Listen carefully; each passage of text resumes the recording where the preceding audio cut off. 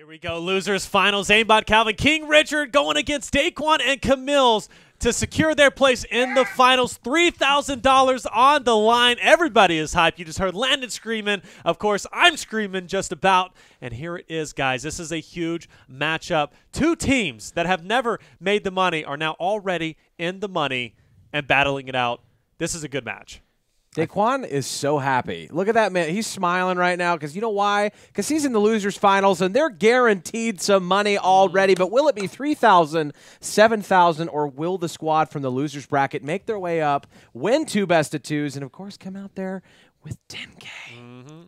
That's a nice way to start off your weekend. I think it's fair to say. Friday, what have you been doing all day? Oh, you know, I've just been kind of hanging out. I won $10,000 playing Fortnite, so that's what I was doing today. SpaghettiOs out of a trash can was what I was doing before I came here. But we're back at it, back in action. Daequan and company already 2 kills in. Once again, Camills, the smiling madman, okay, Jack the Ripper of Fortnite. Back at it again. Is it still daytime where he's at? I was actually getting ready to ask you the same thing. Sun I'm not sure if dropped that's from the again, monitor even more. It's got to it's be from the monitor. I think he's in California. He's getting a sunburn out here. Right now it's 7:30 in the West Coast. All I know, Time's hard. All I know, guys, he's at 1 health. Literally. Wait, like who you said. Who's it? Calvin. Calvin's at 1 health. Does he need health, though? It's They Calvin. went tilted, man. Yeah, What? You're just catching us. The producer even said us before we went live. Oh We're my at tilted. Gosh.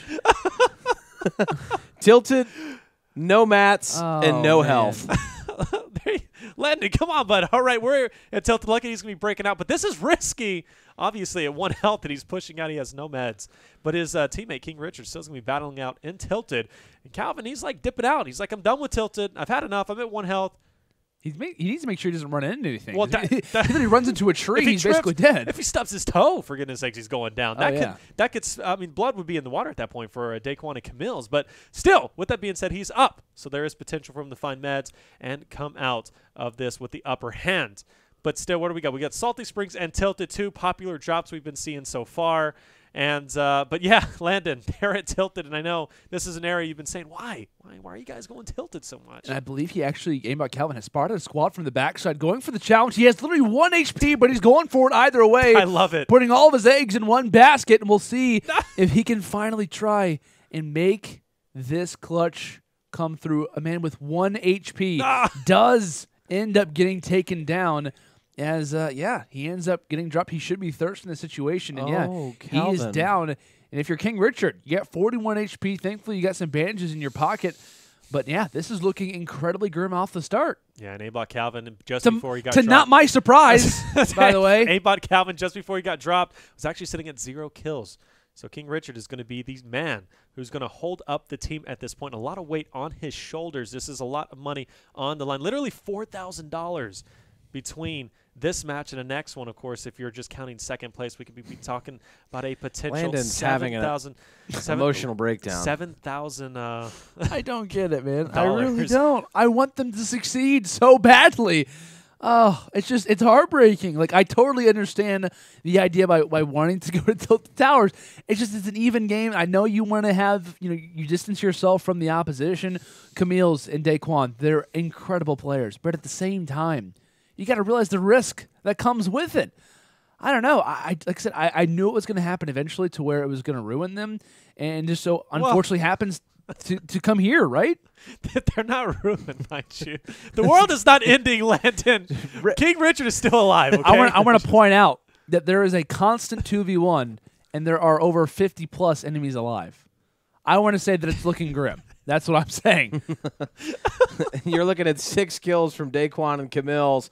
Richard with 2. Calvin, I believe, went out with 0 after he challenged with a common pistol and 1 HP. Probably one of the more interesting plays I've seen at the tournament, besides the tilted drop itself here in the losers finals. But it could have all been a ploy to just watch King Richard absolutely do some magic by himself, trying to get these chests underneath the map. Only a 4-kill game, folks, and we've got plenty of kills left in this matchup. Finally, a slow-paced kill game where we're not already 65 players down in the first 4 minutes, which has seemed to be the consistent thing throughout today's entire tournament.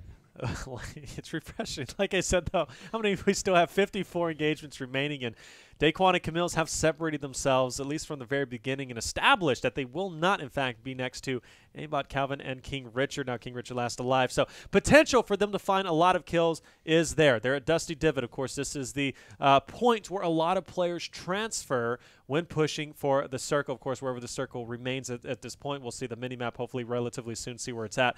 But a potential for a lot of kills to go down and a huge lead going into Game 2 to move on to the finals. But still, with King Richard alive, he's still that wild card. He can hold Aimbotcalvin up. Now, does he make his way over towards Daequan and Camills? I know I would be thinking I would be. I don't know. It's a risky call. Like, and this is the thing that we're still learning with a lot of these 2v2 tournaments. Teams are trying basically everything nowadays. It's like, if you're in a 2v1, like I said, do you go with the opposite squad? Do you try to take some of their kills? Or is it a little bit too risky to try to follow along with that squad? Like, there's been times where it's worked out in either way. I would say as far as most things are considered, based on the game right now, I would probably try to distance myself somewhat just because there's a lot of kills to kind of, there's a lot of time for you to kind of join up with that squad later. Play passive, try to go for a later team fight and whatnot. Oh my goodness. But yeah, just like that, Richard ends up getting taken down inside upon 2 kills. A full 3-man kind of rush inside of this match. And yeah, he ends up getting taken down, guys. So yeah, it was the end of the world. It was in some cases. 2 kills for Landon is.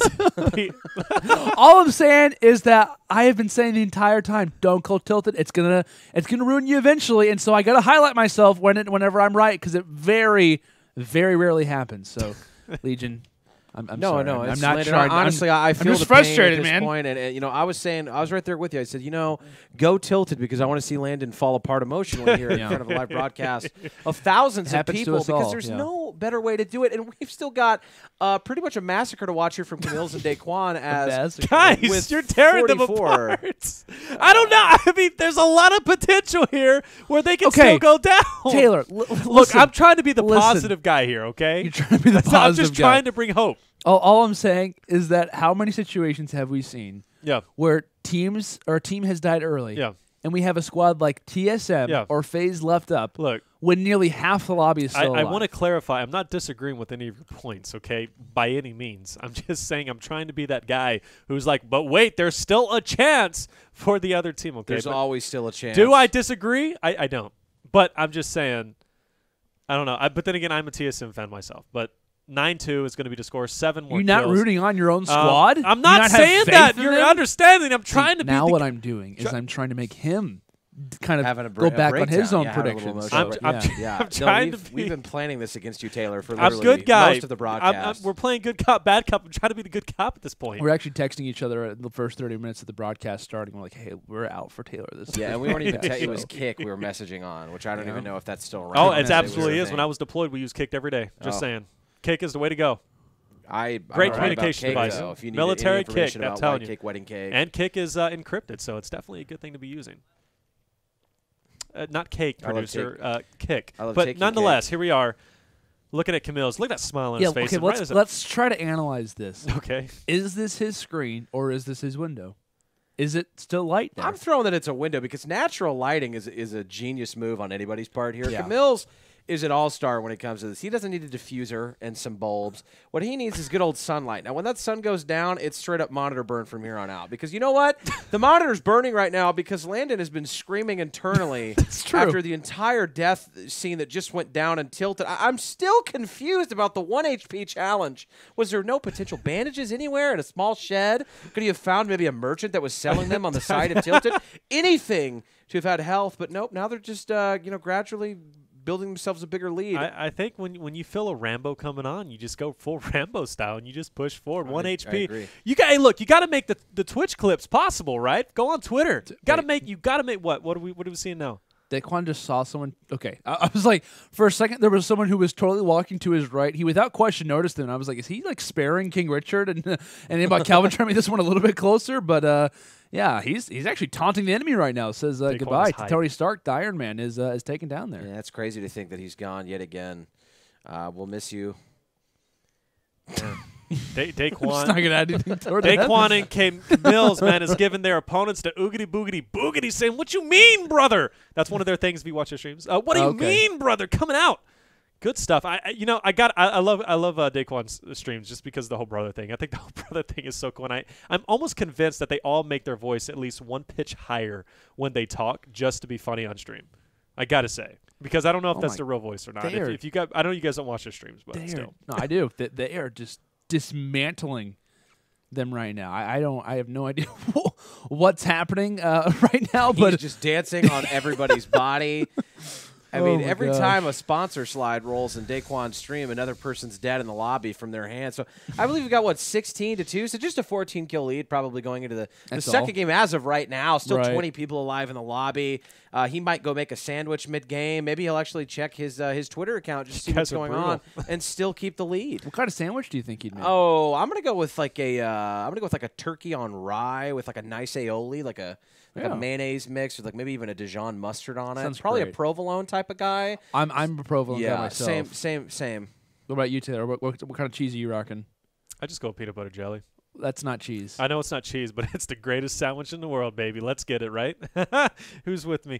Give me a... Okay, there we go. We got it. PB&J is nice. It's nice. PB&J is one of the best sandwiches. Crunchy or smooth? See, that's the question, smooth. right? No. Crunchy is kind of, you never know how much of a crunch you're going to get with the crunchy peanut butter. This is... Guys, come on. The match. Look. Relate this to PB&J somehow. Smooth, because that's all I can say about Daequan and Camills. I mean, what is this, 12 for him? How many kills we got from Camills' side now? 5, 6 I believe. or 7? Is it 5 still? I think it might be 5. You might have picked up. I got 5 on it. I mean, and two along with it, right? Camills and Daequan have been playing as a fantastic pair, much like how we compare the ingredients of a PB&J as along with there that. You go. So, okay.